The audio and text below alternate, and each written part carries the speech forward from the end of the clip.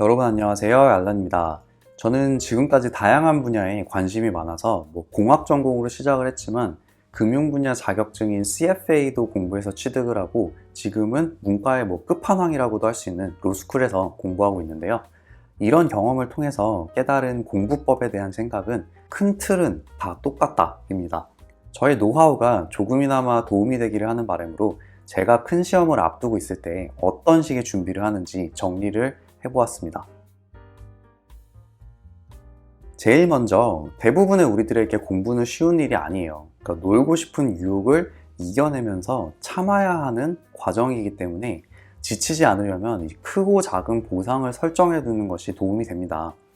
물론 시험에서 목표한 결과를 달성하는 것 자체도 큰 보상이지만 그것 말고도 이 시험이 끝나면 꼭 무엇을 하겠다라는 것을 설정을 한번 해보세요. 그게 여행일 수도 있고 꼭 먹고 싶었던 것을 먹는 거일 수도 있고요.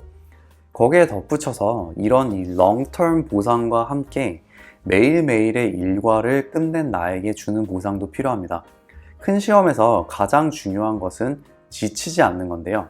하루에 정한 공부의 양을 끝낸 나에게 만약 그날의 일을 모두 끝냈다면 다음날의 일로 넘어가지 말고 잠깐의 보상이라도 주는 것이 스스로를 재정비하는 데 큰 도움이 되더라고요. 그게 꼭 보고 싶었던 예능 하나 보는 걸 수도 있고요. 아니면 자기 전에 마시는 시원한 맥주 한 잔일 수도 있고요. 아니면 따뜻한 목욕일 수도 있죠. 여기서 중요한 것은 그날의 일과가 끝나면 무리해서 다음날 공부를 하지 않는 것처럼 꼭 그날의 일과가 끝난 다음에만 보상을 주고 미리 정한 보상의 범위를 넘어가지 않도록 스스로를 잘 관리하는 것이 중요합니다. 그러니까 힘든 하루를 마친 나에게 주는 보상이 주객전도가 돼서 공부를 방해하면 안 되겠죠. 그 다음으로 제가 중요하게 보는 것은 스스로의 한계를 인정하는 거예요. 그러니까 큰 시험에 대비하는 거는 마라톤입니다. 단거리 질주가 아니거든요. 절대로 무리하면 안 됩니다. 그러니까 내가 할 수 있는 노력을 냉정하게 파악하고 딱 거기서 조금만 더 무리가 되는 선까지만 공부하는 것이 장거리 달리기에 중요합니다. 걱정되는 사례들이 뭐냐면 유튜브 영상에서 하루에 3시간만 자면서 공부해서 시험을 마스터했다 이런 것들이 올라오는데요. 따라하지 마세요.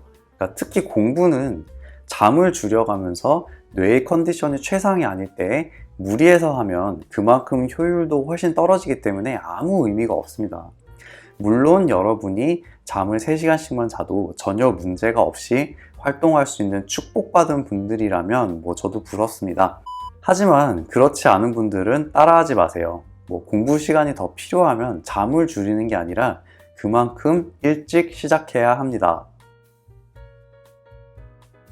모든 공부는 이해가 기본입니다. 일단 이해를 하고 나면 외우는 건 어렵지가 않죠.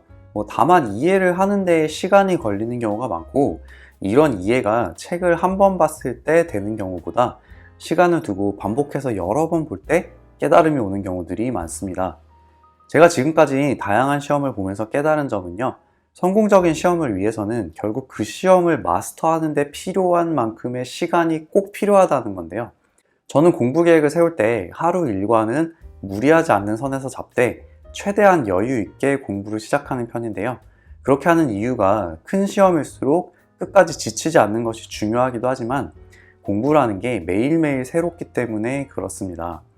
공부는 같은 날 몰아서 3번을 하는 것보다 2, 3일 간격으로 한 번씩 보는 것이 훨씬 효율적입니다. 새로운 머리로 이 프레쉬 룩을 했을 때 그 전에 보지 못했던 약점을 찾아내기가 더 수월하고 그렇게 더 완벽에 근접해지는 거죠. 시험에서의 성공과 실패를 가르는데 가장 결정적인 요소는 결국 시간이라고 생각합니다. 그러니까 최대한 일찍 시작하세요. 자, 이렇게 최대한 일찍 시작해서 시간을 확보를 하고 몰아서 하기보다는 주기적인 반복을 할 수 있도록 계획을 세우는 게 중요합니다. 저만의 구체적인 반복학습법은 이 70, 95, 5 공부법으로 따로 소개를 드릴 거고요. 여기서 중요한 점은 이렇게 주기적으로 반복학습을 할 수 있도록 계획을 세울 때 특히 공부 초기에는 어떤 공부가 시간이 얼마나 걸릴지 정확하게 파악하기가 어렵다는 게 문제입니다.